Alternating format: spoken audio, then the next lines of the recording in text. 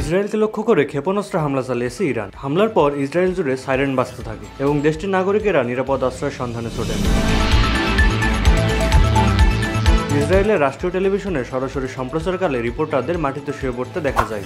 ইসরায়েলের প্রতিরক্ষা বাহিনী IDF বার্তা দিয়ে দেশের নাগরিকদের সতর্ক থাকার আহ্বান জানান।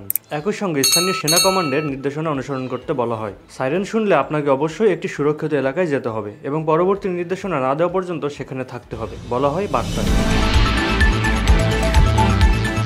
এর আগে ইসরায়েলি সেনাবাহিনীর পক্ষ থেকে বলা হয়, ইরান থেকে বড় ধরনের ব্যালিস্টিক ক্ষেপণাস্ত্র হামলা চালানো হতে পারে। হামলার সময় নাগরিকদের নিরাপদ কক্ষে অবস্থান করতে বলা হয়। পরে ইসরায়েলের সেনাবাহিনীর পক্ষ থেকে জানানো হয় 200টি ক্ষেপণাস্ত্র নিক্ষেপ করেছে ইরান। তবে এতে ক্ষয়ক্ষতির পরিমাণ সম্পর্কে তাৎক্ষণিকভাবে স্পষ্ট হওয়া যায়নি।